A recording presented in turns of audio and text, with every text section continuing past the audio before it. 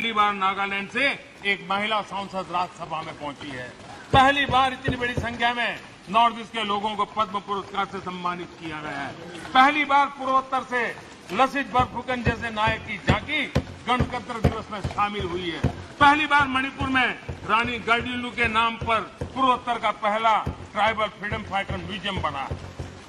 आदरणीय अध्यक्ष जी, हम जब सबका साथ सबका विकास कहते हैं, ये हमारे लिए नारा नहीं, ये हमारे शब्द नहीं है, ये हमारे लिए आर्टिकल ऑफ फेथ है, हमारे लिए कमिटमेंट है और हम देश के लिए निकले हुए लोग हैं। हमने तो कभी जीवन में सोचा ही नहीं था कि कभी ऐसी जगह पर आकर के बैठने का सौभाग्य मिलेगा, लेकिन इस देश की जनता की कृपा है कि उसने हमें अवसर दिया है। तो मैं देश की जनता को विश्वास दिलाता हूं, शरीर का कण कण, समय का पल पल सिर्फ और सिर्फ देशवासियों के लिए, सिर्फ देशवासियों के लिए।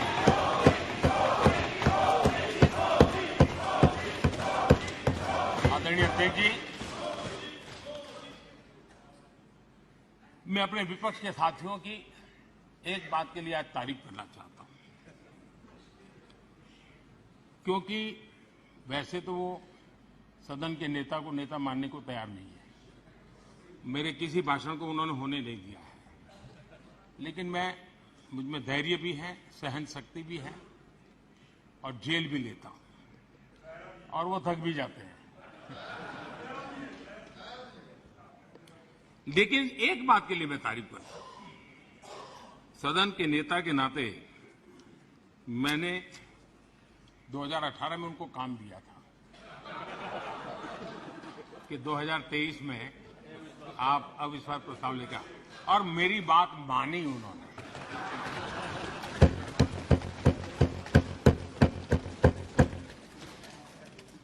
लेकिन मुझे दुख इस बात का है कि 18 के बाद 23 में 5 साल मिले, थोड़ा अच्छा करते, अच्छे ढंग से करते, लेकिन तैयारी बिल्कुल नहीं थी, कोई इनोवेशन नहीं था, कोई क्रिएटिविटी नहीं थी, न मुद्दे खोज पा रहे थे।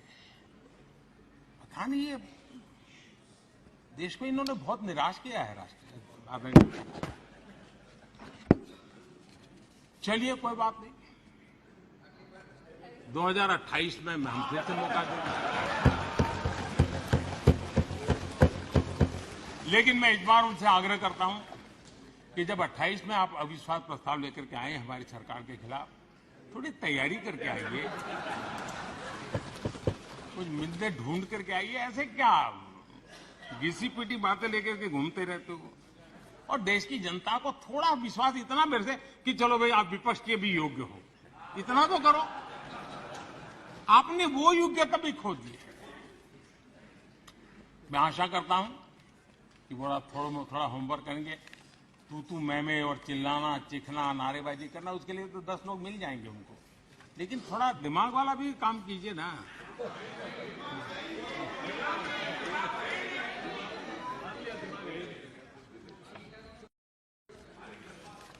आदरणीय अध्यक्ष जी,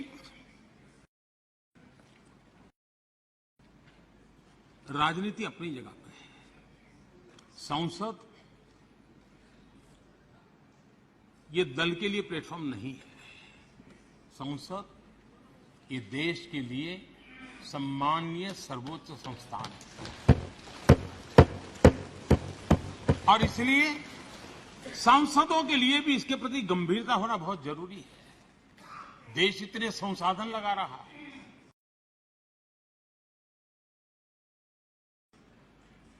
देश के गरीब के हक का यहां खर्च किया जाता है, यहां का पल पल का उपयोग देश के लिए होना चाहिए, लेकिन ये गंभीरता विपक्ष के पास नजर नहीं आ रही। इसलिए अध्यक्ष जी, ये राजनीति ऐसी तो नहीं हो सकती, चलो खाली है जरा संसद घुमाते हैं, इसलिए संसद है क्या? ये तरीका होता है क्या? आदरणीय अध्यक्ष जी, ये चलो संसद घुमाते भावना से राजनीति तो चल सकती है, देश नहीं चल सकता है। यहां देश चलाने के लिए हमें काम दिया है और इसलिए उस जिम्मेवारी को अगर पूरा नहीं करते हैं तो हम जनता जनार्दन का, अपने मतदाताओं का विश्वासघात करते हैं और इन्होंने विश्वासघात किया है। आदरणीय अध्यक्ष जी, मेरा इस देश की जनता पर अटूट विश्वास है, अपार विश्वास। और मैं अध्यक्ष जी विश्वास से कहता हूं कि हमारे देश के लोग एक प्रकार से अखंड विश्वासी लोग हैं। 1000 साल की गुलामी के कालखंड में भी उनके भीतर के विश्वास को कभी उन्होंने हिलने नहीं दिया था। ये अखंड विश्वासी समाज है, अखंड चैतन्य से भरा हुआ समाज है। ये संकल्प के लिए समर्पण करने की परंपरा को लेकर चलने वाला समाज है। वयम राष्ट्रांग भूतः कह करके देश के लिए उसी संवेदना के साथ काम करने वाला ये समाज है। और इसलिए माननीय अध्यक्ष जी,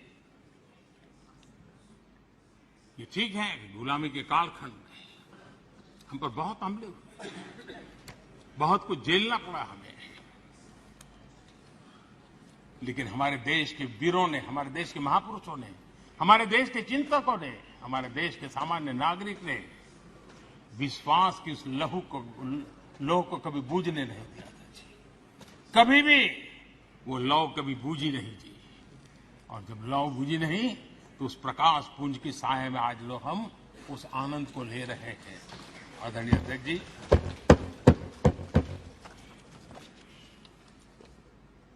बीते 9 वर्षों में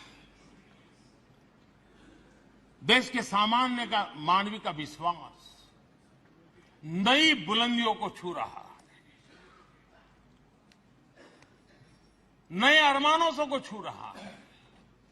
मेरे देश के नौजवान विश्व की बराबरी करने के सपने देखने लगे और इससे बड़ा सौभाग्य क्या हो सकता है। हर भारतीय विश्वास से भरा हुआ है। आदरणीय अध्यक्ष जी, आज का भारत न दबाव में आता है न दबाव को मानता है। आज का भारत न झुकता है, आज का भारत न थकता है, आज का भारत न रुकता है। उस समृद्ध विरासत, विश्वास लेकर के, संकल्प लेकर के चली है। और यही कारण है, जब देश का सामान्य मानवीय देश पर विश्वास करने लगता है तो दुनिया को भी हिंदुस्तान पर विश्वास करने के लिए प्रेरित करता है। आज जो भी दुनिया का विश्वास भारत के प्रति बना है, उसका एक कारण भारत के लोगों का खुद पर विश्वास बढ़ा है। यह सामर्थ्य है। कृपा करके इस विश्वास को तोड़ने की कोशिश मत कीजिए। मौका आया है देश को आगे ले जाने का। समझ नहीं सकते तो चुप रहो, इंतजार करो, लेकिन देश के विश्वास को विश्वासघात कर करके तोड़ने की कोशिश मत करो। आदरणीय अध्यक्ष जी, बीते वर्षों में विकसित भारत की एक मजबूत नींव रखने में हम सफल हुए हैं और सपना लिया है 2047 जब देश आजादी के 100 वर्ष मनाएगा।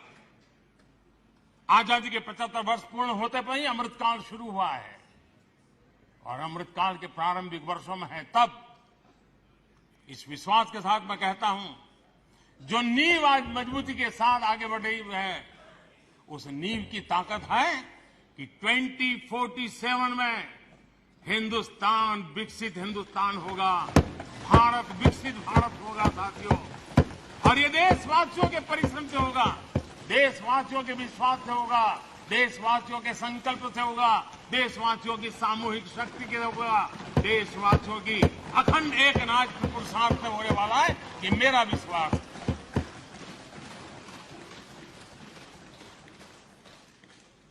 आदरणीय अध्यक्ष जी, हो सकता है यहां जो बोला जाता है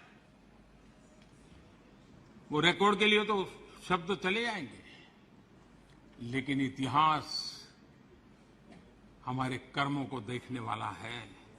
जिन कर्मों से एक समृद्ध भारत का सपना साकार करने के लिए मजबूत नींव का कालखंड रहा है, उस रूप में देखा जाएगा। इस विश्वास के साथ आदरणीय अध्यक्ष जी, आज सदन के सामने मैं कुछ बातें स्पष्टतापूर्वक करने के लिए आया था और मैंने बहुत मन पर संयम रख करके उनकी हर अपशब्दों को हंसते हुए,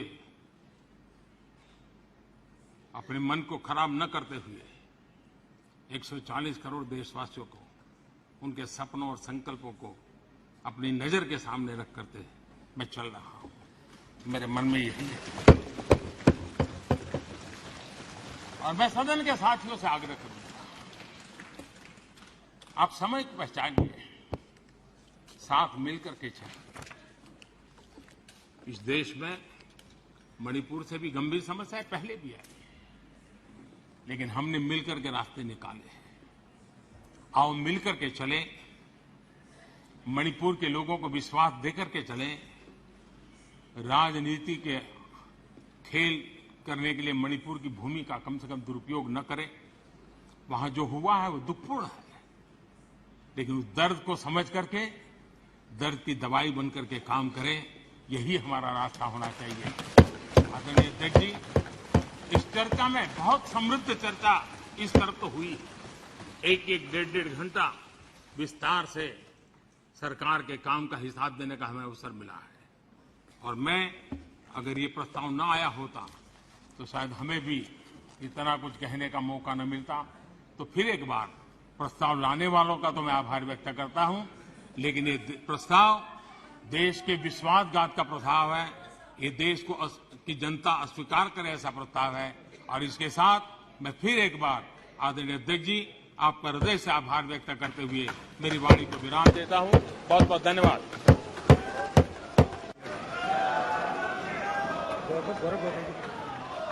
श्री गौरव गोगोई जी, श्री गौरव गोगोई जी, गौरव गोगोई जी, अब मैं श्री गौरव गोगोई द्वारा प्रस्तुत प्रस्ताव को सभा में मतदान के लिए रखूंगा। प्रश्न ये है कि सभा मंत्रिपरिषद में विश्वास का अभाव व्यक्त करती है। जो सदस्य इसके पक्ष में हाँ कहें, जो सदस्य इसके विरोध में ना कहें। मेरे विचार में निर्णय ना वालों के पक्ष में हुआ, ना वालों के पक्ष में प्रस्ताव अस्वीकृत हुआ। रिपोर्ट है। आज की चर्चा के अंदर माननीय श्री अधीर रंजन चौधरी और वीरेंद्र मस्ती जी का व्यवहार सदन की मर्यादाओं के अनुरूप नहीं रहा। मैं वीरेंद्र मस्ती